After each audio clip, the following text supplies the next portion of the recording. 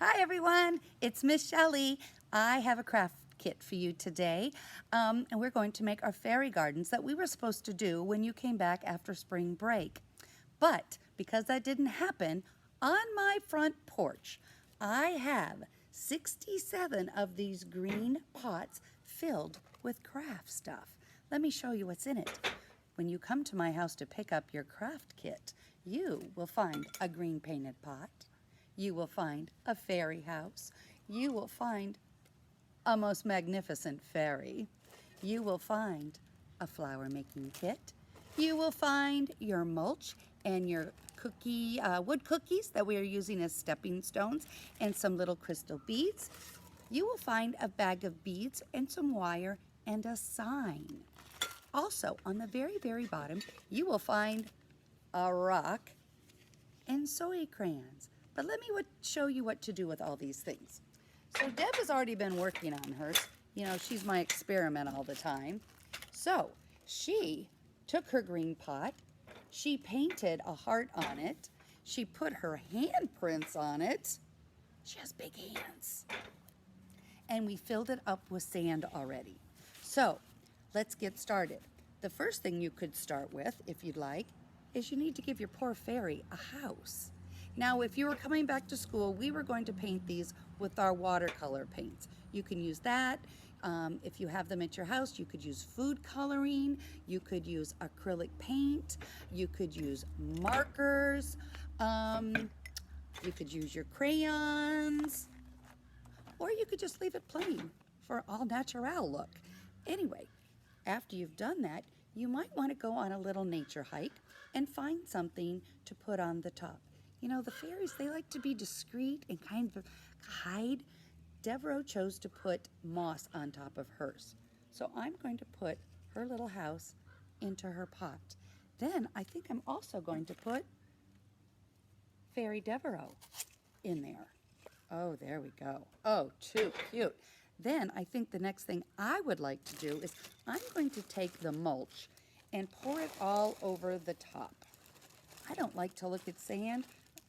I always think about it in my shoes, and that's not my favorite thing in my shoes. I like it at the playground. I like it at the beach. I like it in the bottom of this pot. There we go. Now, the next thing that we could work on would be the flowers. So I've already made a couple flowers out of our flower kit, and it's going to look like this. It's going to have 3 little sticks in it. It's going to have some cut up flowers. It's going to have some jewels, of course. I'm just going to stick them in right there. And let me show you what you can do with these. Now, these are obviously TCP flowers. You can make them any way you'd like, because if you'll remember, up on the YouTube, I read this book called My Garden. And on one of the pages, it talks about if she had her own garden, it would have flowers with polka dots and plaids. And oh, those are 2 of my favorite things because they're so happy. So that's what I put on mine. So think about what kind of flowers you would grow. You're just going to take these out, and there's going to be plenty. I didn't put any glitter in. I put rhinestones instead. So you just take them, you pretty them up however you'd like. You glue them on the stick, and you stick them in the pot, growing wherever you'd like. Now, also in there is some type of little animal. In this kit, there came a little bunny. Oh, you can't really see him though, can you? Sorry about that. He'll sit on the edge so he can see you. You'll find it might be a bird, it might be a turtle, could be an owl. I think there were some deer and some hedgehogs. I hope you're happy with whatever you got in your kit. If not, maybe you can call your friends and trade around. But everybody got one. The other thing that's super fun in that kit is a bag of beads and a little sign. You write whatever you'd like on the sign. I would suggest using your permanent markers so it doesn't smear. And you could write, I love TCP. You could maybe write your name. You could draw Fairies Welcome or Play Here, whatever you'd like to do. And we could stick that in the pot.